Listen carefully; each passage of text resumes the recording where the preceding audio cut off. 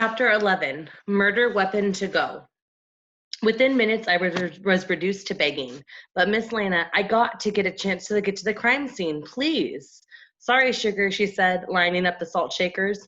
It's not safe for you to go out alone. She reached beneath the counter and dangled a gold shopping bag from her fingertips. I forgot this last night, she said, smiling. Go ahead, open it. If Miss Lana doesn't take me to Charleston with her, she's always been bringing me something back. Is it a t-shirt from Rainbow Row, I asked, because my old one's down and it's last sleeve. Thanks, Miss Blocklock's barbed wire fence. You tore it on Lucy Blocklock's fence? She asked, opening the salt. Last March, remember? I said, studying a salt shaker she had poured. Dale and me picked you some narcissus from under that squeaky old water tower of hers. You know, the one. Squeak! Squeak!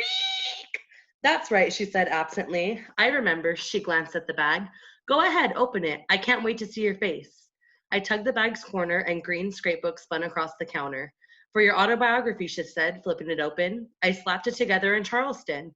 This page is blank for your coming ashore announcement. You do have it, don't you? A girl should keep her publicity. I nodded and she turned the page. This is the story of the Colonel's crash, and these articles are from the old Tupelo Times, the cafe's grand opening, our housewarming, your kindergarten graduation. Here's Cousin Gideon's going to court. He's handsome, I said, even in handcuffs. And here's the Colonel. I leaned over the book. A young Colonel sat at a table, camo-clad and scrawny. He bounced an unusual, good-looking baby on his knee. Behind them, an open suitcase spewed baby things across the table. Is that the suitcase that started the rumors that the Colonel's money? I asked. She laughed. I suppose, she said. McComb started that lie. There's no limit to what some people will say and what others will believe. She uncapped the pepper shakers. Who's this? I asked, peering at a photo of a thin-faced girl about my age. She stood barefoot in knee pants and trim white blouse, heat curls framing her sullen face. Miss Lana sneezed. That's me prior to blossoming, she said. I was just about your age. I turned the page, and these are my parents sitting in the shade oak tree. There's no telling how many Sunday afternoons we spent there. This was before we had air conditioning, 100 degrees and 103. Her quiet laugh sounded the way she looks without makeup. All of us sitting and talking and moving with the sun. I studied our parents' faces, strong faces with eyes that peered straight into my heart. I wondered if my own people would look into my heart too. Your people have kind faces, I said. I'd wish I'd known them. I do too, sugar, she said. They would have loved you. She flipped the page, and here's where I discovered the drama club and came into my own. It was the girl from the first photo, only Shiner, putting on makeup, standing in a spotlight, holding a bouquet of roses. Always remember Bill's advice, she said. Bill Watson, the hardware store? But the Colonel says he's an idiot. Bill Shakespeare, she said. All the world's a stage, sugar, so hop up on there. She glanced at the clock. My goodness, the lunch crowd would be here before we know it. I still have to set the stage and change. I closed the scrapbook. Thanks for this. I love it, I said. I meant it too. I'll study it tonight. Right now I need to go to Mr. Jesse's, if you can handle lunch. She glanced up at the 7-up clock. I suppose I can. We're so slow. If I need some help, I can ask someone. But you are not to go alone, Mo. I mean it. Be patient, she said. Someone will drop in for a glass of tea and offer you a ride. She glanced outside as I picked up a few order pads to hold my clues. Where on earth is the mid-morning crowd? Beats me, I said. It took me about 15 minutes to find out. As I unloaded my bike from the back of the Redneck Red's truck, I saw half the town miling up the top to Mr. Jesse Tree Line Drive. Hey, Skeeter, is my competition here yet? I asked, looking toward Mr. Jesse's house. Skeeter nodded. Star and 2 plainclothes-pinned cops, a young guy and a dark-haired woman of undetermined age. Skeeter had a good eye for detail. They've been in there about an hour, to the best of my knowledge. I surveyed the crowd. The cafe's customers stood in the dwindling patches of shade, asking questions, making up answers, and passing along some facts. Star says he'll arrest anybody that crosses his crime scene tape, Skeeter added. Sal darted out of the crowd and 2 bottles of icy water and handed one to Skeeter. Hey, Mo. She smiled, her gray eyes shy and hopeful. Where's Dale? Grounded, I said. Maybe for life. Well, might as just well be, Skeeter said, cutting her eyes towards Attilia and her mother, who had set up chairs by a crepe myrtle. Attilia had crossed her arms and slouched in her chair, scowling. I zeroed in on Miss Simpson's pinched face, shrill beige, as she closed their cooler. I don't care whether you want to or not, Anna, she was saying. Our family sings, and you will too. You just need to get over being self-conscious. I smiled at Attila, who turned to an unflattering shade of red. I'll try, Mother, she said, her voice loud. At least I knew who our family is and what we do. Her mother glanced at me and hid a smile. I hate Anna Celeste. Hey Mo, Beth said, wandering by. Have you found Spitz yet? Because he's mostly an inside cat and we got 80% chance of rain tonight. Plus, he's very finicky eater. He only likes canned. We're on it, Thess, I said, but you're right. The first 24 hours are critical. He nodded and wandered back into the crowd. I scanned the rambling drive. Mr. Jesse's old Tahoe had crushed the gravel of the silvery gray dust, and grass crept hungry and thin along past the rigid center line. Star's stark yellow crime scene had looked out of place, stretching across the drive, meandering through the pines. How far does the tape go? I asked. All the way around Mr. Jesse's down to the creek. That's a ledge, Skeeter said quickly. It ain't seen it myself. In North Carolina, waterways belong in the people, which is probably why they stopped at the creek. I nodded, but it was news to me. It's almost dinner time, Sal said, easing into shade. Are y'all gonna cater out here? Folks won't want to leave until Star heads out. That's right, Cedar said. They'll be hungrier for information than more than Miss Lana's special. An idea sat before me, fat and sassy as Thess's brainless cat. Sure, we can cater a crowd this big, I grinned. You two want a free lunch? Skeeter's eyes became guarded. I don't know. I'm not personally hungry. Skeeter's negotiation skills are legendary. It's not so much a free lunch I'm offering as it is Wonder Bread retainer of sorts, I said. She perked up. I handed them order pads from my bike's basket. Canned drinks and burgers only. Fries if they begged. $1 per item. Take the orders to Miss Lana and I'll handle it from there. If I ain't back with the eats by 12:30, tell them the caterer's been canceled and they have to go to the cafe. Deal, Sal said as an orange cat slunk out of the underbrush, pale gray feathers stuck into his round face. Somehow he didn't look much a finicky eater to me. Hey, Thess, here's your cat, I called. Courtesy of Desperado Detectives. I pushed off and pedaled down the highway, zigzagging to keep the shade as I raced through the length of Mr. Jesse's property. I ditched my bike in a ramble of honeysuckle by the creek, tucked my last order pad into my pocket, double-tied my plaid sneakers, and scanned the water bank for moccasins. The warm water crept to my knee as if the foot sank into the creek soft bed. I stepped forward, mud splurring at my shoes. Slipping past the bay tree where Star had tied his crime scene, I headed from the bend just below Mr. Jesse's. I froze as Star's voice sliced through the honeysuckle. Ben, try over here. I peered between Tupelo branches. Star's deputy stood in chest-deep water. Even in a wetsuit, he looked strong. I took out my pad. Deputy Ben, I wrote. Muscles. Ben slothed towards Star on the pier. Water's awful muddy, he said, but if the murder weapon's here, I'll find it. He just adjusted his mouth and slipped beneath the water's dark surface. A woman stepped out of the shade 30 yards downstream. Hey, she shouted, I got another set of footprints over here. Good, Marla, Star said. Which way are they headed? I wrote Deputy Marla loud. Into the woods. Looks like they might be a boy's, she said. Size 5, Nike sole. My heart tilted. Dale's prints. Make a mold, Star shouted, and then see where they lead. Ben surfaced. More trash, he said, slinging an old reel up on the dock. A couple more dives and we'll trailer Jesse Tatum's boat, Star said. It's going to rain and I don't want to lose the blood evidence on the gunnels. Blood evidence? I eased forward, bending a branch out of the way. Narrow your search. For the blood to spatter this way, he would have been hit like this, Star said, swinging his fist. If the weapon flew out of his hand, it should be over there. Where? I couldn't see. I eased forward. Snap! The branch broke. Star reached for his pistol. You! He barked, aiming about 10 feet to my left. Put your hands where I can see them and come out now. I turned to run and my foot snagged. I staggered and splish-splashed sideways. Out of the corner of my eye, I just saw Star adjust his aim. Don't shoot, I screamed. I threw my arms wide for balance. My order plaid flew out of my hand and I fell into a perfect backflop. The creek closed around me, swallowing the sun. I reached back to the thick creek bottom and pushed off. Don't shoot, I wheezed, raising one hand. It's Mo, I cried, wiping the mud from my eyes. I'm a possible orphan. Don't shoot. Hold your fire, Star bellowed. It's the kid from the diner. I yanked the root that tripped from me. That's when I made my find of the century. There was no root. It was Mr. Jesse's oar that was glistening on the splintered blade. Or were those blood stains? Star splashed me. Mo LeBeau, what are you doing at my crime scene? I smoothed my shirt and grabbed my soggy clue pad as it drifted by. Good day, detective, I said, keeping my voice professional as I pushed the oar toward him. Here's your murder weapon. He grabbed the oar. What the? Mr. Jesse's oar, I said. He carved the handle last winter to fit his hands. I stood up straight, pen poised the way Miss Lana taught me. Welcome to the cafe's cater division, I said. Have you made your luncheon selection or do you need some more time? Chapter 12, Stay Away from My Crime Scene. I knew I'd end up cruising in an unmarked patrol car one day, but I always figured I'd be the one driving it. I told Star we poured down Mr. Jesse's drive in Star's dirt-colored Impala. Briars crowded the path, squeaking down the sides of the car. Driving? You're lucky you're not in handcuffs, he growled. It's illegal to disturb a crime scene. I didn't cross your tape, I said, brushing my wet hair back from my face. I came in on the creek, perfectly legal. You don't believe me? Asked Skeeter, my attorney in training. Star grinned. Funny name for an attorney. I thought so too, but I didn't like him saying it. The colonel says all attorneys should be named for blood-sucking insects, so we know up front who we're dealing with, I said. Star's grin widened. He looked younger when he smiles. His eyes crinkle and the side of his mouth dimples. I can almost see Miss Rutzel might like him. You can't interfere with an investigation, no matter what your friend says.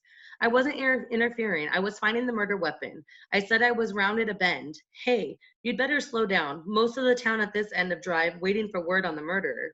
Besides, I added, folks are going to want to see who's riding with you. Star taped the brakes as the crowd came into view. I rolled down my window. Hi, Mr. Lee, I shouted. I found the murder weapon. Mr. Lee waved.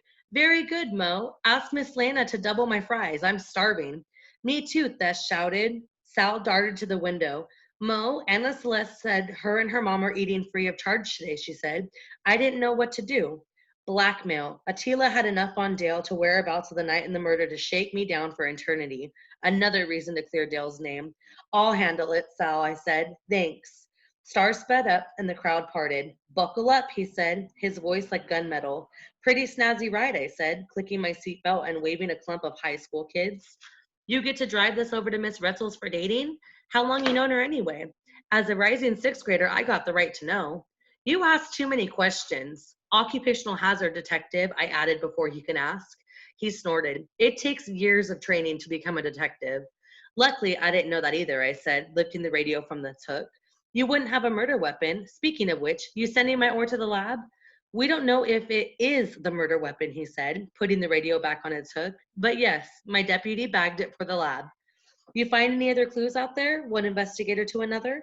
Nothing comes to mind, he said. He shot me a cool look. How about you? You know this town. What's your take? One investigator to another.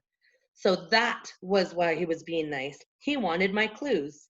Beats me. You can let me out ahead of that patch, I added, pointing. I gotta pick up my bike. He didn't even slow down. I don't mind giving you a lift to the cafe, he said. I don't want you out by yourself. Besides, I'd like to have a word with the colonel.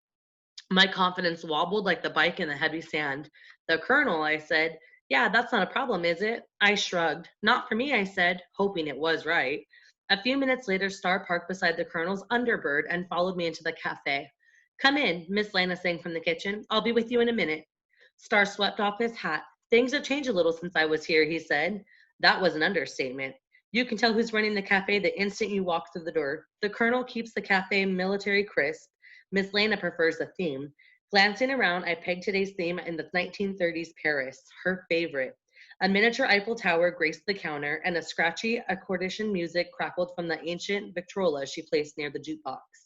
The red Formica table sported white lace cloths, which she turned candy-carry, lending the cafe bohemian flair. The blackboard behind the counter read, Le Menu. Bonjour, Miss Lena said, backing through the kitchen swinging doors. Her half-length pale dress clung to her body like fine shimmering mold. Welcome to La Cafe, she wheeled gracefully, placing a tray of sparkling glasses on the counter, and beamed at Joe Starr. Mo, where are your manners? Take the gentleman's hat, she said, picking up her fan and with a practic flick of her wrist, snapping it open. Welcome, mon captain. With Miss Lena goes into character, she goes into character.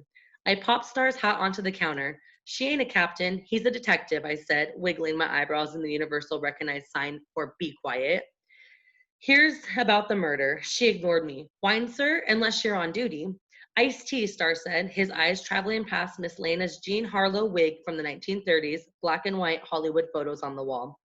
I elbowed back into the conversation. Detective Joe Starr, this is Melissa Lana. Miss Lana, Detective Joe Starr. I said, the one I told you about, the one investigating Mr. Jesse's murder. Are those our lunches over there?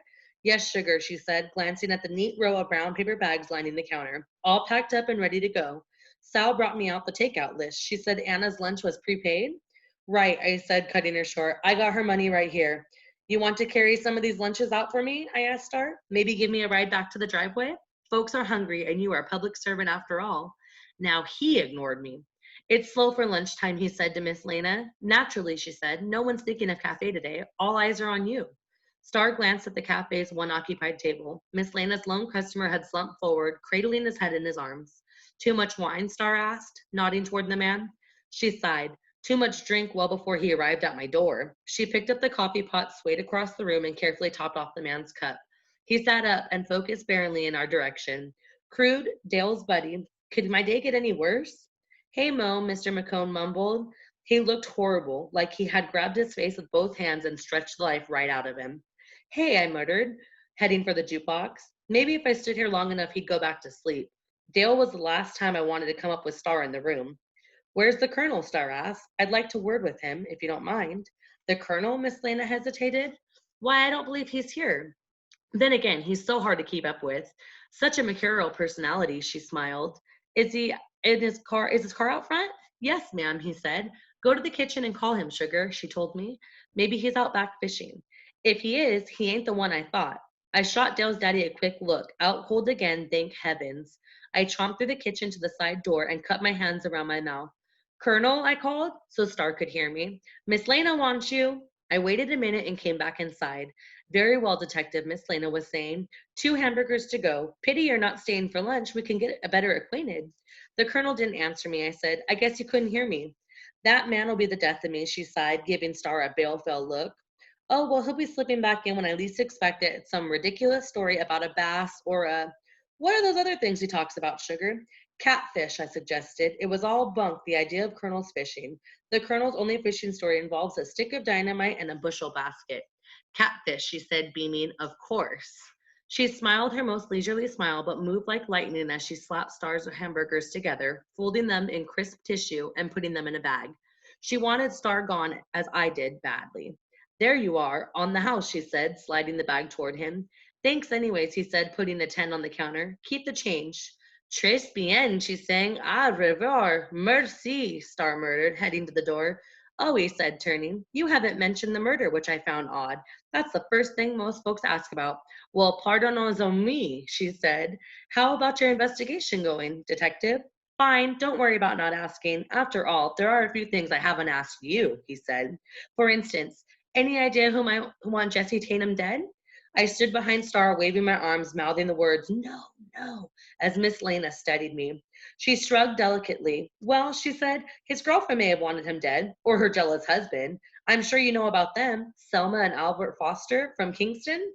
I went dizzy. Those were my best clues. You know them, Star said, taking out his pad.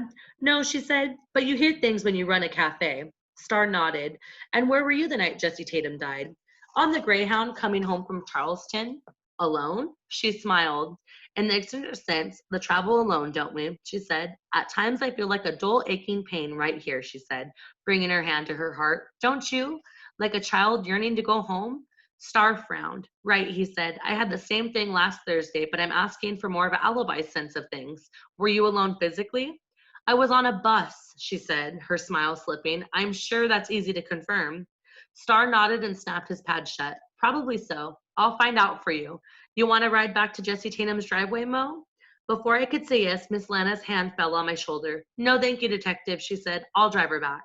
Now what? Miss Lena can't drive. One more question, Star said. Somebody mentioned seeing a boy near Mr. Jesse's the day he died. Scrawny kid, blonde hair, black t-shirt.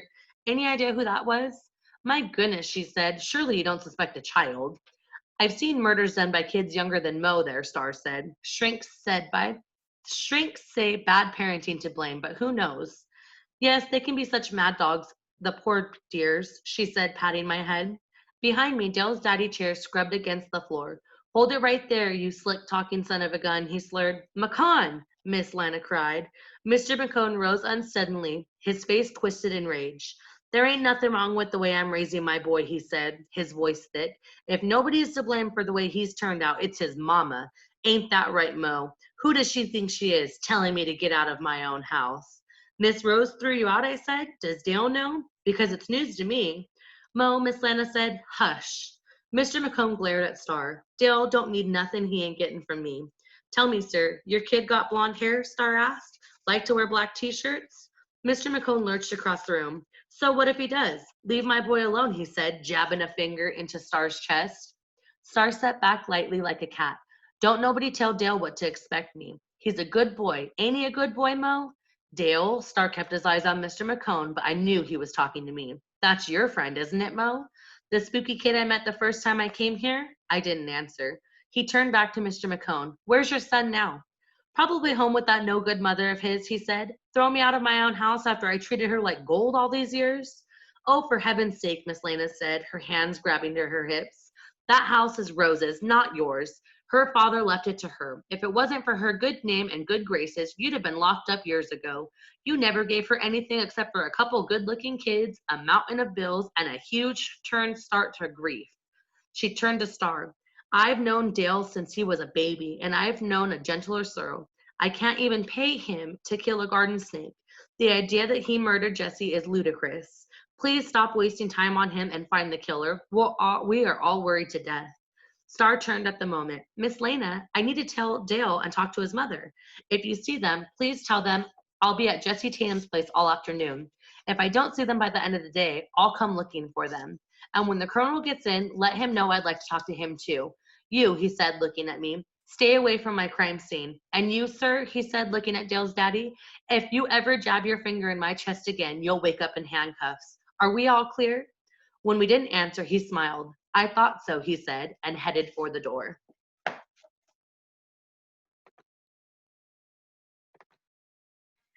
Chapter 13, Don't Call Me Baby. Miss Lena showed the bagged lunches into the Underbird's back seat, tossed her fan beside them, and opened the driver's door. You're really driving me, I said, backing away from the car. Couldn't we call Miss Rose or hire a driver? Bad news is best delivered in person, and I have no driver at the moment, she said, sliding behind the wheel. Everybody's either working or at Jesse's. Besides, I've already called Rose once this morning to update her on McCone's condition. That bulletin sent her to the garden for the rest of the day. Dale will be in shackles before I can reach her again by phone, she said, squinting at the dashboard. That garden was saved Rose a fortune in therapy over the years, she murmured. It's cranked out some good tomatoes, too, I said. But you still can't. Mo, please get in the car. She tugged the rearview mirror down and applied a fresh coat of lipstick.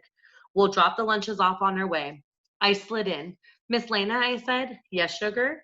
I think maybe I better drive. She glared at me, her wig glistening gold in the sun. How old are you? 11, I said. And why should you drive? I looked away. Because Miss Lana, I said.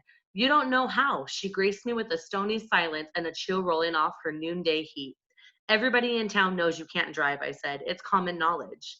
There is nothing common about knowledge, she replied. The fact that I haven't driven doesn't mean I can't. Now, she said, tilting her head, this vehicle is new to me. Where is the ignition? I slumped in my seat, fastened my seatbelt, and prepared to die. Right there, I muttered, pointing. I closed my eyes as she turned the key. I am ready to back up now, if common knowledge will allow, she said, steadying the gear shift. I sighed. The Underbird is an automatic. Just put the pointer on R. R, she said, placing her foot on the accelerator and pressing it toward the floor. It means reverse, I shouted from the engine's roar.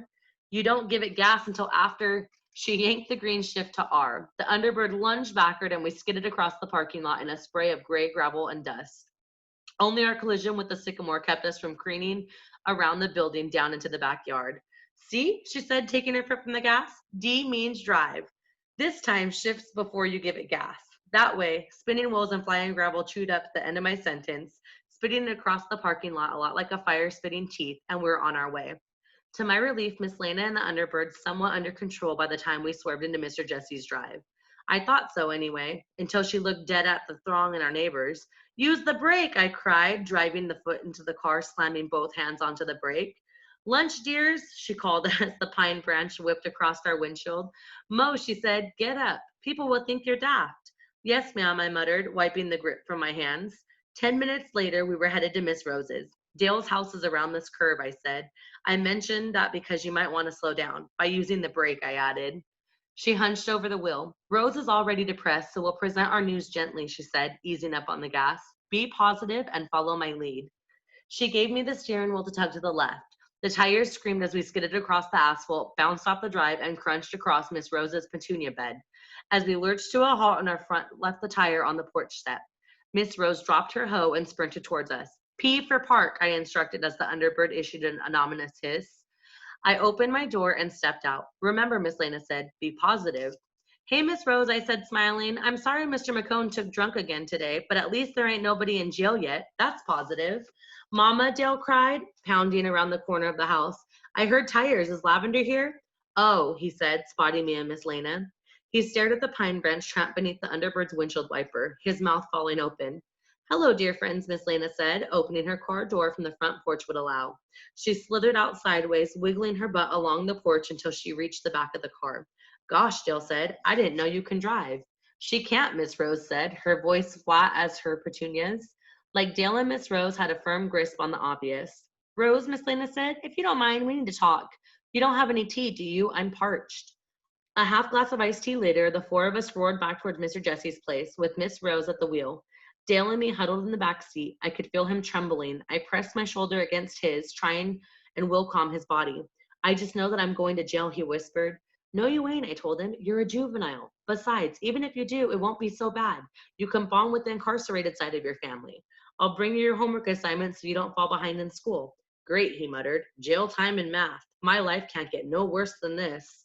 He was wrong. Dale's life got a lot worse in about 10 times Detective Starr's starring questions.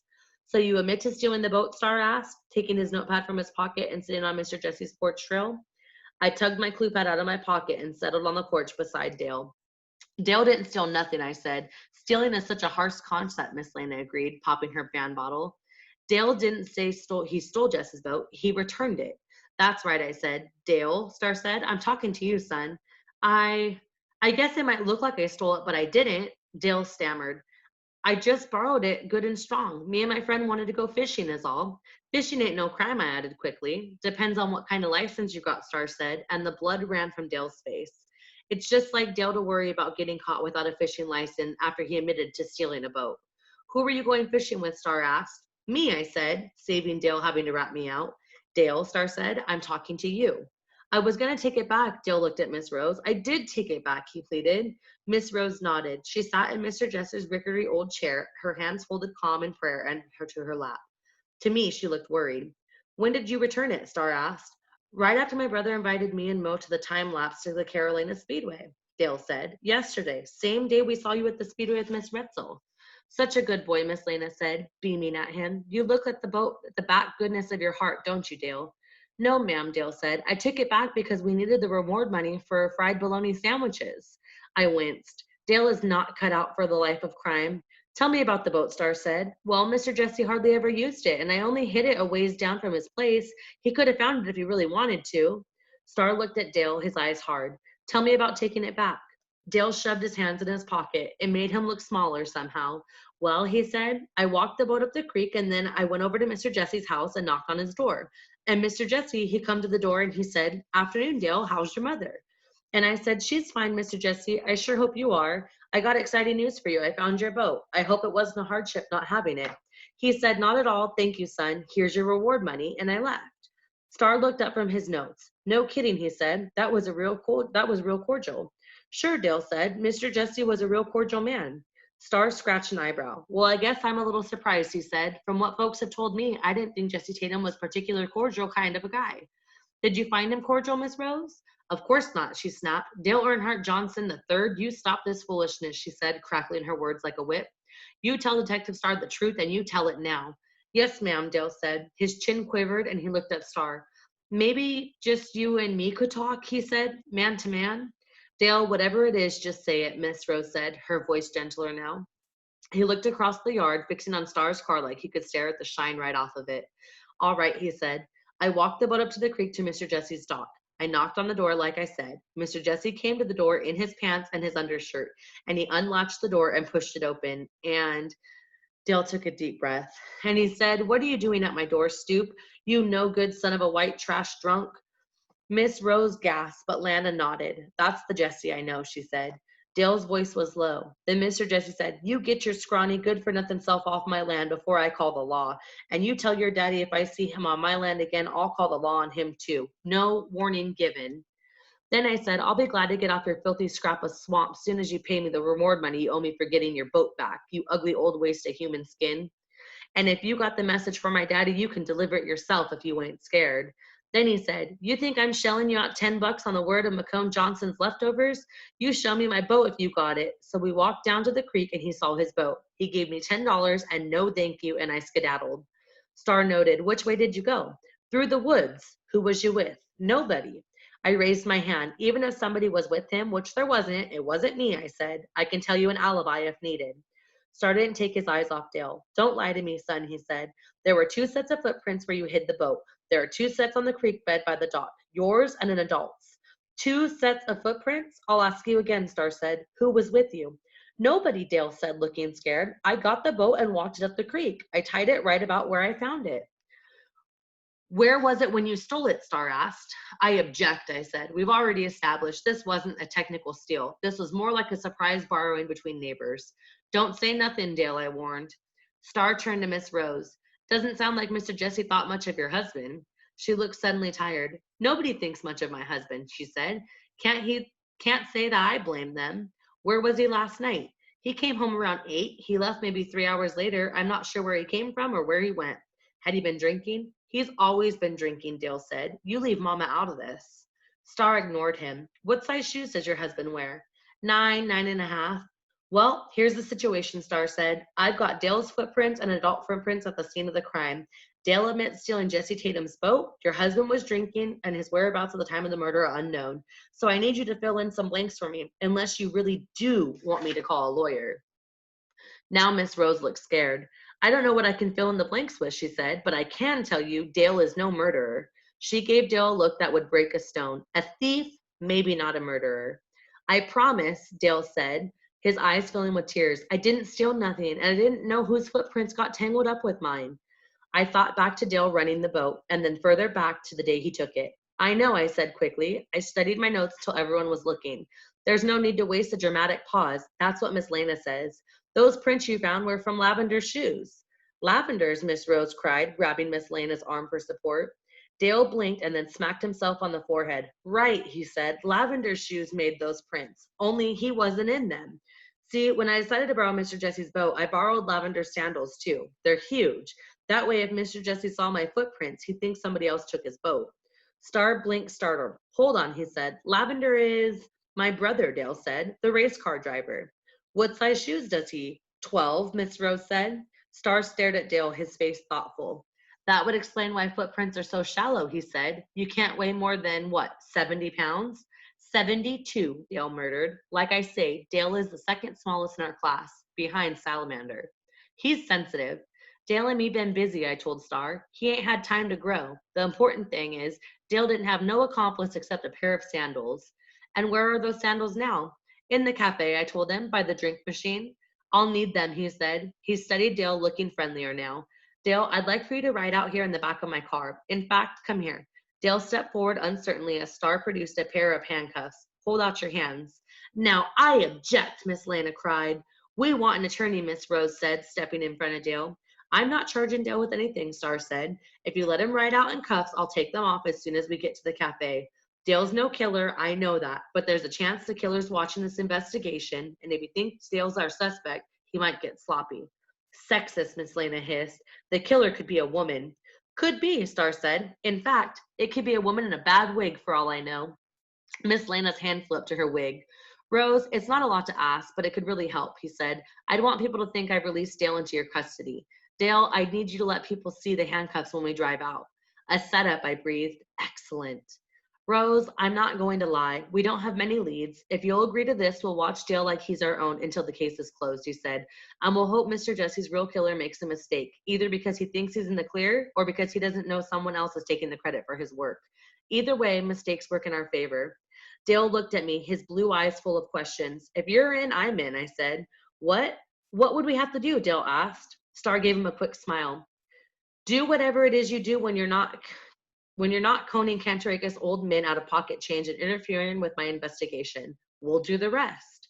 Star glanced at Miss Rose. My deputy is renting a room for Priscilla Retzel, and I'm staying in Greenville. Between us, we're here 24/7. What do you say? Miss Rose looked at Dale. Baby?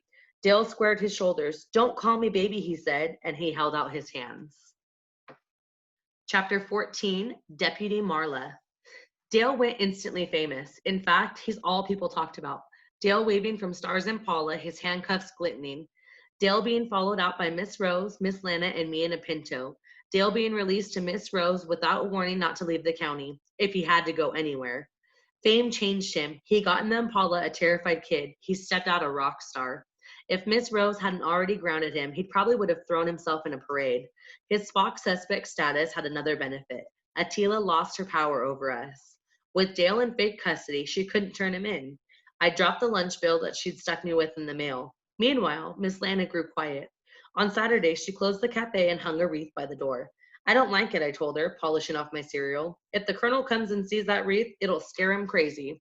She looked up from the papers spread across our kitchen table. NPR hummed in the background. There's nothing wrong with the world taking note when a person dies, Sugar, she said. Besides, I can't write an eulogy for the rest. We'll be the center stage at the funeral tomorrow. How's the eulogy going, I asked. Peeking at her papers, it looked like my autobiography. False starts, scribble throughs, cross outs. Slow, she admitted. At the moment, I'm listening to things Jesse taught me. You might like to do the same. Sounds good, I said. I'll be sure to do that. I hovered until she looked at me again. She laid her pen down, glanced at the clock, and took a deep breath. Her face was drawn and her hand shook slightly. I recognized the symptoms: homework anxiety. Next time she would crave salty foods and then chocolate. Miss Lana, have you heard from the colonel? No, I haven't heard from him yet, Mo, she said, ironing the sharp out of her voice. But today's just his second day away. But you'd think with the killer on the loose. Let's not worry unless there's something to worry about, she smiled. I wonder if you'd do me a favor. Priscilla Retzel offered to arrange flowers for Jesse's service, and I told her we'd drop by Glad's. My mouth went dry. Please, God, not another road trip. The Underbird hasn't recovered from the last drive, I told her. Lavender still got it. Besides, Joe Starr hangs around Miss Retzel's like a fly around sugar. If he sees you driving, you'll be living with Dale's people in the slammer. She laughed. I've sworn off driving, Mo, she said. I have no flair. But I cut a basket of Glads for Priscilla this morning. Could you take them to her? They're on the porch. Me? Visit a teacher? The trips on my fingers and toes tingled. Miss Lacey Thornton will be by in a few minutes on her morning walk, she said. You can walk with her. That's another thing about a small town. Everybody knows everybody's schedule. We spin around each other's like planets around an invisible sun. Yes, ma'am, I sighed. Great, I'll let Priscilla know you're coming. I rinsed my cereal bowl as the radio announcer's voice whispered across the airwaves. The first hurricane of the season barreling across Atlantic. Amy, you're calling her. Let's hope she spins herself out of sea. And now, Beethoven's Moonlight Fontana, written with looting, was 31 years old. Turn that radio off, would you, Sugar, she said. NPR's too chatty this morning. I clicked it off and headed for the door. A short time later, Miss Retzel stepped out on her front porch. The trellis dropped on the soft light. Morning, Mo, she said. I hope you're well. Aren't those gladios beautiful? She continued, smiling. Let's get them in some water. I stepped into the teacher's lair and waited for my eyes to adjust. To my surprise, her living room looked nothing at all like the homeroom. Wicker chairs and a love seat angled around a corner oriental carpet, and a ceiling fan swiped lazily from her high white ceiling. As she took my basket, something stirred in the corner by a large fern. Mo, this is Deputy Marla Everett, Miss Retzel said, heading for the kitchen. Marla, this is one of my best students, Mo LeBeau. One of her best students? I felt a surge of confidence. Deputy Marla leaned into the light, her gray eyes flickering over me. She'd swept her short, dark hair up. Detective Mo LeBeau, I believe, she said, a smile softening her broad face. How are you today? Fine, I said, giving her sophisticated nod. I hope you are. She sat forward to take a coffee cup from the table. A Forcia swayed outside of the window, sending mosaic of faint shadows across her face and coarse linen blouse. Can I get something, Mo? Miss Retzel called from the kitchen. A glass of lemonade? I just made a pitcher. Thank you, I said, taking a seat. It's hotter than the devil's curling iron out here, Deputy Marla sipped her coffee. Joe says it's bagged the murder weapon for me, I told her. Thanks. Who said that? Miss Retzel said, strolling in with 2 glasses of lemonade. Detective Joe Starr, I said quickly. That's what I meant to say anyway. She handed me a napkin and sat down. I hesitated and then draped the napkin over my knee. When Miss Retzel put hers on the side table and set her glass on it, I smoothed following suit. I looked around the room. Nice house, I said, Miss Retzel. Dale's not going to believe you let me in here. She smiled. I'm glad you like it, Mo, she said. I see you got cable. I leaned slightly, trying to look down the hall. Where are your encyclopedias? I know you got some. Upstairs, she said. Mo, Deputy Marla, was telling me about her work. You might find it interesting. She handles Detective Starr's communication and does field work, too. The deputy sipped her coffee. As I was saying, I primarily help with homicides, she said, but we handle other cases, robbery, forgeries, abductions, even missing persons now and then if things are super low. Missing person, the word jumped to me like a bobcat. Really? Miss Retzel said, tilting her head. Joe never mentioned that. It's rare, she said. We're usually busy with all the other things. It's great when a missing person case works out and you can reunite a family, but it can't be tough when things don't go well, especially when a kid's involved. I spit an ice cube back into my glass. You ever look into cold cases? She smiled, her eyes gleaming. I'm afraid not, she said. She rose up, tall and slender. I wish we had time for them. Her sandals whispered across the floor. Pris, I gotta go. I should be back before dark. Miss Retzel nodded. Must be tough working weekends. She shrugged. I might as well. There's nobody waiting at home, she glanced at me. Mo, would you like a ride? Before I could answer, Miss Retzel stood up. Don't worry about it, Marla. I'm going to go buy Mo's on my way to church. She said I'll give her a lift. See you at the funeral then, Deputy Marla told me, and disappeared. Poor Miss Retzel. I thought as the deputy drove away. Only 2 roads in town, and she doesn't know which one leads to the cafe and which one leads to the church. She's direction impaired, I thought. Wait until I tell Dale. Chapter 15, A Spiritual Curveball. As it turned out, Mr. Jesse was way more popular dead than alive. Lavender, Dale, and me showed up for his service early, only to find the church parking lot was packed. People streamed toward the glistening white church in busy, crooked lines like ants heading for sugar cubes. The church's windows arched like praying hands, and a graveyard meandered to the creek. Lavender adjusted his blue tie to his truck rearview mirror as Dale peered in the side mirror and raked his fingers through his hair. That tie looks good with what's left of your black eye, Lavender said. Thanks, Mo, he said. You look pretty good, too. I smoothed my dress, black, with pockets in the skirt, and ignored Attila Celeste, who nudged open the door from her mother's white Cadillac and looked our way. Hey, Dale, she said, drawing to the crowd. You look nice. It was true. Dale had selected out his outlaw funeral ensemble. Black pants, black shirt, black flip-flops, black ankles were glued together and pushed to her blonde hair. Dale veered toward her like a compass needle toward the magnetic north and grabbed her door. Aren't you sweet, she said. Sorry you couldn't come to my party last night. Me too, he said. She invited him? And he didn't tell me? My stomach rolled like a dead cart. She smiled. And Dale, I'm sorry about before. Before, like when she tried to scam me out of my life savings and scared Dale half to death? Like before he was the most famous kid in Tupelo Landing? Dale blushed. That's okay.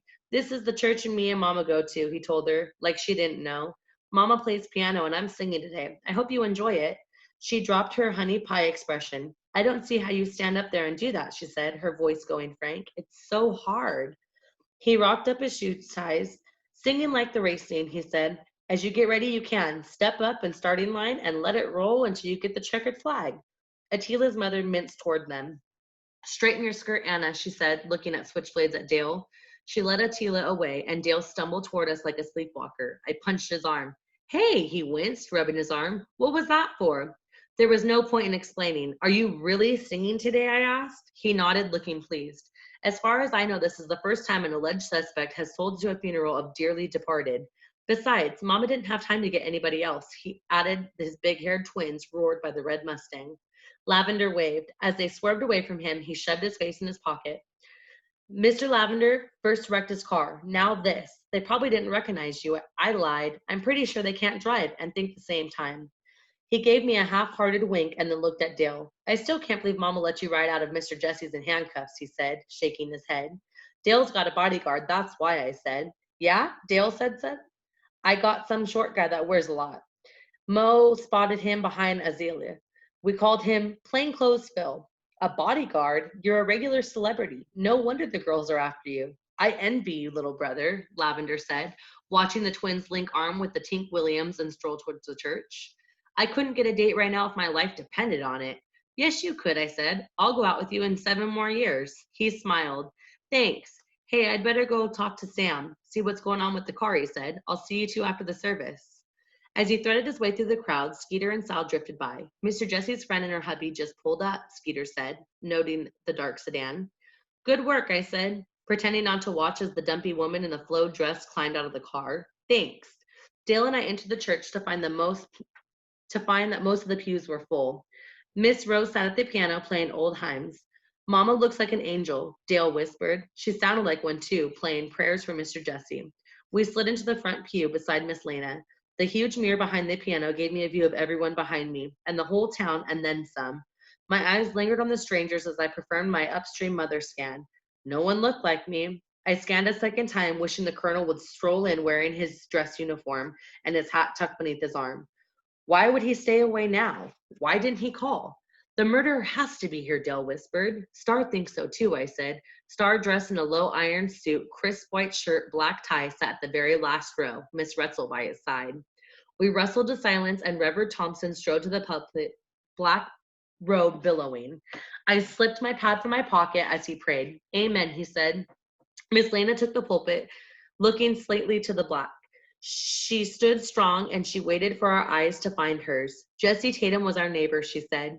He stared with his life with us. He shared his meals with us. He left without saying goodbye. Then the same spiritual curveball. This is our chance to say goodbye and to tell each other what we learned from Jesse, she said. The good book says a child shall lead us, so we'll start with Mo. What? When Miss Lena told me to think about what I learned from Mr. Jesse, I thought it was just something people say, like walking facing traffic, or don't put your elbows on the table. She smiled. Whatever's in your heart, sugar. Sometimes I could kill Miss Lena, but then who would I have? I faced congregation. Lavender sat on the back pew. Atelia sat to my left, Mr. Jesse's girlfriend to my right. Grandmother Miss Lacey Thornton shared a pew with Skeeter and Salamander. A gaggle of strangers, including Pinclothes Phil, crowded to the door. I'm Mo LeBeau of Desperado Detectives. I was used to tell Mr. Jesse I'll miss him, I said. I'm sorry he's dead, but I'm glad he found the murder weapon. Nice, Dale whispered. One thing I learned from him was even if you're stingy, tip good. Finally, I'd like to say if you are a murderer, I said, looking around the church, Desperado Detectives will hunt you down like the dog you are. Thank you. Straight from the heart, Miss Lena said. Now you may call on someone. Not me, Dale whispered. Pick a suspect. A suspect. Brilliant. The double-chin lady with the jealous husband, I said, pointing to Mr. Jesse's girlfriend. I winked at Lavender and sat down. Me? She sputtered. The crowd turned. I barely knew Jesse Tatum, and my husband doesn't have a jealous bone in his body, she said. We were at a shag contest in Myrtle Beach the day Jesse died. Anything else you've heard is a lie. I scribbled on my notepad. Ask Skeeter to check her alibi. She pointed to Anna Celeste, who rose, soothing her blue sundress. Mr. Jesse taught me to dress neatly because people talk. Bless his heart. Sally Amanda? Sal stood, her face framed by the halo of tight curls.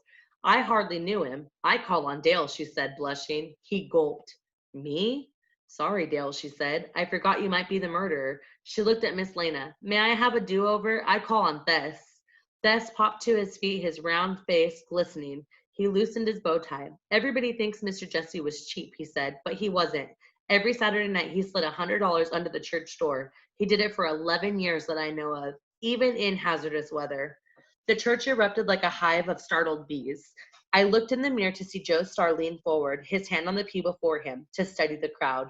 What? Mayor Little cried. Jesse Tatum made donations? It's true, Thess said. I saw him. Thank you, Thess, Reverend Thompson cried, jumping to his feet, throwing his arms open. Let us pray. He bloomed over the hubbub. I looked into the mirror. Everybody's in the room bowed their heads, except me and Joe Starr.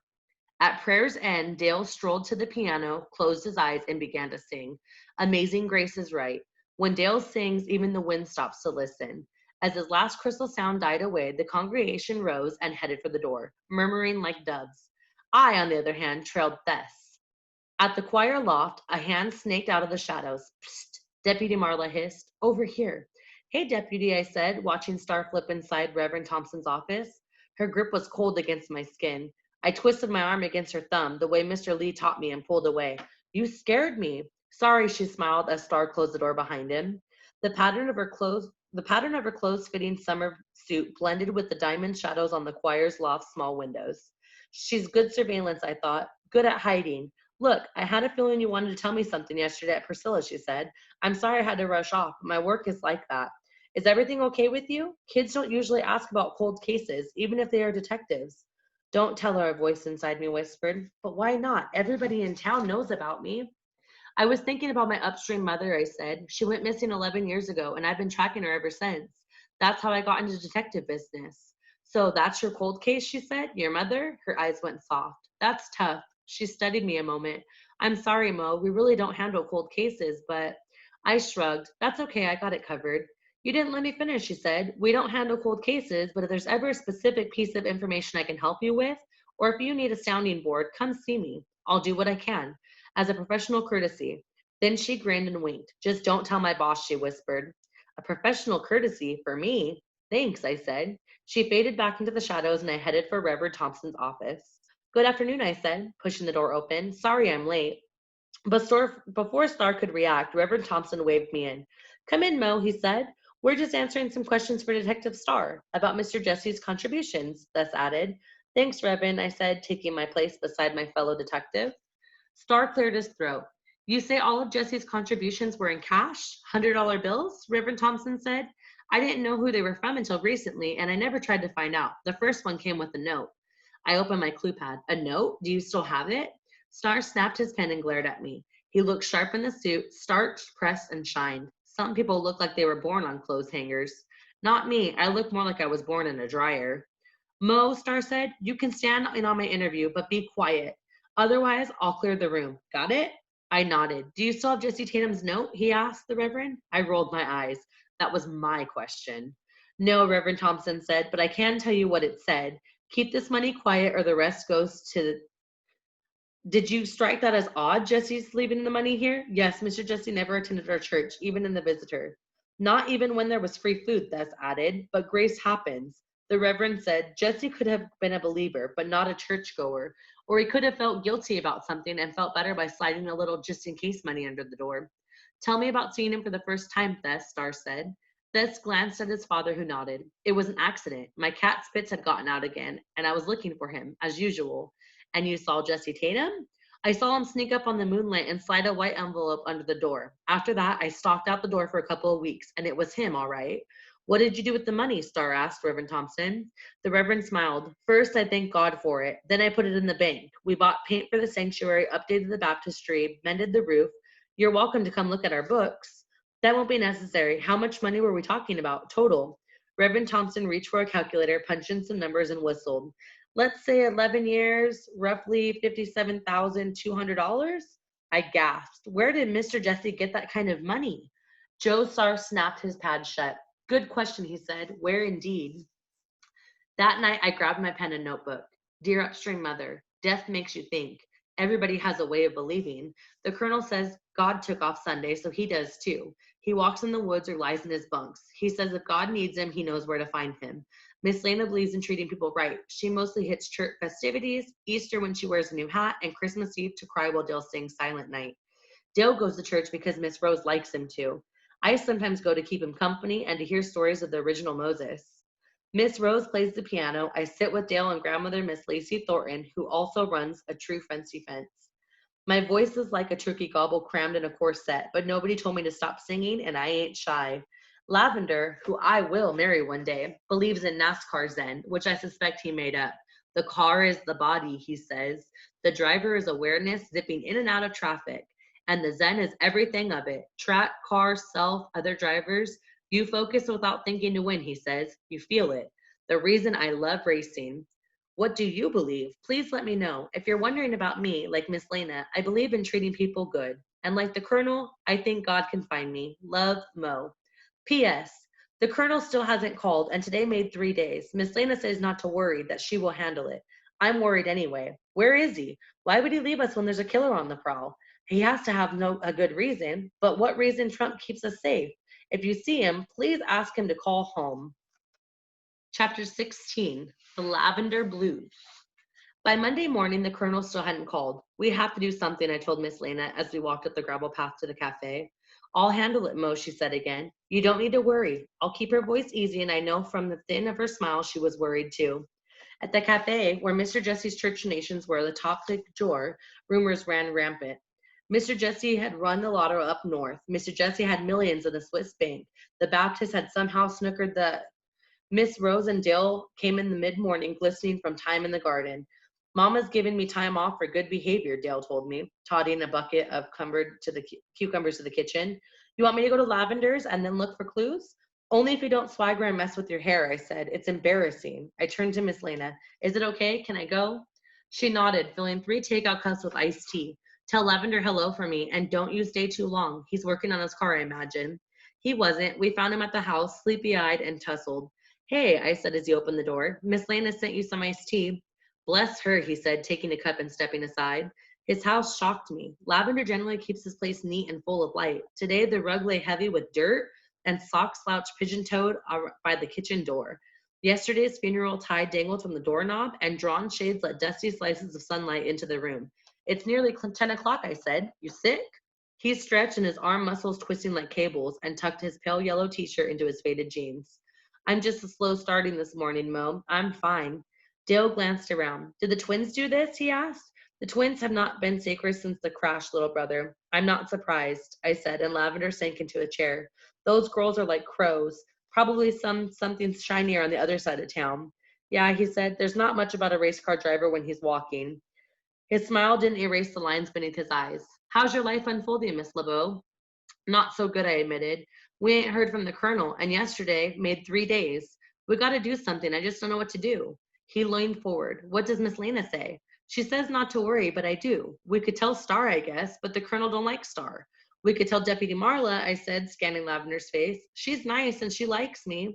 He pushed his chair back. That sounds like a good plan, he said. It might be worth running by Miss Lena anyway. I relaxed. I like to have a plan. Lavender took a sip of his tea. You sounded great yesterday, Dale, he said. Dale grinned. Thanks. I was really proud of you. I bet Mama ungrounded you as a reward. No, he sighed. I'm still grounded, just off for good behavior. I never been so sick of fixing things in my life. He looked around. You ought to clean up in here. He can't, Dale, I said. He's depressed. Lavender snorted. I am not. Sure you are. This is classic. You ain't shaved, your car's wrecked, your love life's a disaster. Next, you'll maybe start eating out of control and get hoisted out of here with a crane. Look at those fingernails, I added. They're filthy. Whoa, he said. Cut me some slack. Sam and I were up until 2 o'clock this morning working on my car. I haven't had time for a manicure. He jumped up and scooped up some dirty dishes from the floor. Lavender moves like a big blonde cat. Those twins are idiots. Even depressed, Lavender is meltdown gorgeous. Well, if you're working on your car, I guess that's a good sign. He headed for the kitchen. Maybe, he said, letting the dishes clatter into the sink. But the Sycamore 200 is just 2 weeks away. I already paid my entry fee, but it looks like I'll have to drop out. We just can't get the car together in time. Dale frowned. But you and Sam are the best mechanics in the county. It's not talent we're short on, he said. It's money for the parts. I've fixed every car I can find, including the Underbird, which is ready. Mo, if you want to tell Miss Lena, even after she pays me, I'm short $1,000 and slam out of credit. So, I said, since when did the race for money? You'll run a different race. Silence hung in the air like stale tobacco smoke. I looked from one brother to another. They both avoided my eyes. What's wrong? Nothing, Dale said. It's just Mama's money ain't right lately. With Daddy acting the way he is, and I'm no help, he added. You might be, I said, if we solve Mr. Jesse's murder and if there's a reward. That's a lot of ifs, Mo, he said, slumping in his chair. Uneasiness ran in his fingertips across my shoulders. Dale's people never had much money, but I'd never known them to worry. Lavender grabbed a t-shirt off the floor. That race is a long shot, but I was hoping it would pay off, he said. It's good money if you can win it. Would that fix things for Miss Rose, I asked. If you won, I mean? The colonel says trying to drive your way out of being broke is like trying to starve your way out of being skinny. It takes real money to put a car on the track and good money to race. You got to buy fuel, tires, spare parts for every race. A good running car is worth good money. A wrecked one ain't worth nothing. It would help, Lavender said, but like I said, it's a long shot. I made a decision. So? My entire life's a long shot. Dale, we'll come up with $1,000. We might as well. I said it as his mouth fell open. We can't do much detective work with the grounded with the plainclothes Phil following us. Us? Rise $1,000? He gasped. How? Good question. I ain't ready to unveil my plan yet, I said. Dale rolled his eyes. That means she ain't got one, he told Lavender. Naturally, I got to the hone of particulars, I replied. But I'm thinking we'll strike this year's Mimosa Festival. Actually, it was a no-brainer. The festival opened in a few days. Normally, Dale and me hit the rides and food booths to avoid the crafts and raffles. A town full of folks with spending money seems like a good place to start. Lavender laughed. Thanks for offering, Mo. You're a true friend, but don't worry your pretty head. Sam and I will come up with the cash for the car. All you got to do is keep my desperado brother here out of trouble. A pretty head? Me? Nope, I said, heading for the door. We'll raise the money, you fix the car. He tossed his dirty sock toward the hall. If you do, I'll pay you back every penny, he said, twice. But there's one thing. A contract, I guess? A loophole. If you don't come up with the cash, it's no big deal, agreed? Agreed. I grabbed the ring on the dusty window shade. It snapped up, rolling itself dizzy at the top of the window. We'll be in touch, I said, and stepped outside, with the heat slamming onto me like a steamy sponge as he closed the door behind us. Hey, Dale, I whispered, peering across the street. There's your bodyguard. Act like you don't see him. I didn't until you pointed him out, he muttered. He hesitated and then waved. He's not very friendly, Dale said, as plainclothes Pin darted behind the azalea. I jumped off the porch. Let's stop by the church and see if we missed any clues. Thess will let us in, I said. He owes us for finding his half-wit cat. Yeah, Dale said. He owes us big. Chapter 17, Mr. Jesse's Final Contribution. Thess sat on the church steps, dangling a toy mouse in front of his cat. From beyond the church door, a weak voice followed a pink Planko piano tuned like a tired dog trailing a rabbit. Lots of kids come to church for Miss Curie's music lessons. Happily, I'm not one of them. Hey, Thess, I said, how's the weather? Hot, he said. Thunderstorms tonight. Hurricane armies turned into Atlantic. She's going to miss us. Great, I said, settling in beside him. Any word on Mr. Jesse? Nothing much, except for it turns out Daddy hadn't deposited Mr. Jesse's last $100 bill after all. He thought he had, but he found his bank bag under his front seat this morning with Mr. Jesse's cash in it. A clue. We'd like to take a look at it, I said. Can't, he said, as Spitz leaped for the mouse. Daddy gave it to Joe Starr. He reached into his pocket. I thought you might want this, though, he said. He handed me a wrinkled photocopy of the $100 bill, including its serial number. Thanks, I said. We've been hoping for a break like this. I slid the photocopy into my pocket, trying to look like I knew what I was doing with it. As long as we're here, I said, I thought I might look around the sanctuary, see if I overlooked anything Sunday. He shrugged. Okay, he said. Hey, Dale, watch this. Spitz pounced, and Thess and Dale laughed as Spitz grabbed the toy and rolled across the porch. As I reached the top of the church steps, the door flew open. Miss Currie swept past hugging armload music. Hey, I said. Hello, Mo, she murmured, and hurried by, humming. I heard the voice when I cracked open the door, a harsh voice, high-pitched and demanding, from the front of the dim church. Was this the best you can do? I'm sorry, Mother, a girl replied. The voice sounded familiar, like someone I knew talking through Jell-O. I just don't have a good voice. Everyone in our family sings, the woman said. You have the talent. You just need to apply yourself. Practice. I do practice. Stand up straight when you sing. Look like you have some confidence. But I don't, the girl wailed. Then find some, the woman snapped. Your father and I aren't paying for these lessons because we're tired of looking at the money. That did it. Nobody talks to a kid like that. Not when I'm around. I swung the door open and stepped into the dim sanctuary. I don't think you ought to talk to that kid that way, I said, my voice echoing. My eyes adjusted to the front.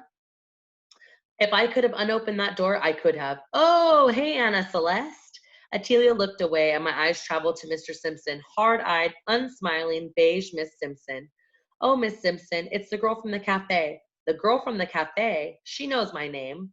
My heart pounded like a crackhead chimpanzee with the bongo. For a brief moment, my anger outweighed my hatred of Anna Celeste. I took a deep breath. I didn't know you took voice, Anna, I said. That explains a lot. Miss Simpson's eyebrows arched. Really? Sure, I said. Anna Celeste has the best girl's voice in her class. It was truish. Sort of. We all sing like bullfrogs. I bet you're proud to have her in your family, Miss Sampson. You should be. Miss Simpson, she snarled, and Atelia almost smiled. Right, sorry. I glanced around the church. It had been tidied, vacuumed, and polished since Mr. Jesse's funeral. Any clues were gone. See you around, Anna, I said as the door swished shut behind me. I filled in Dale as we walked in the cafe, sweat trickling down my back. Miss Thompson should have made a horrible mother-in-law, he said, looking worried. I snorted. Not that it will ever matter to you. Anna Celeste will forget your name the instant your fame wears off. Maybe. We walked in silence, the heat rising like ghosts along the blacktop. You think Miss Lana will call Starr about the colonel, he asked. My stomach fluttered. I hope she already has. She hadn't when we got back to the cafe at 11:30. She still hadn't when Deputy Marla dropped in for lunch at 12:15. The Rolling Stone rocked the jukebox and lava lamps graced the tables as Deputy Marla slipped onto the bar stool and glanced at the specials board. Hey, I said, pouring her water. How's your investigation going?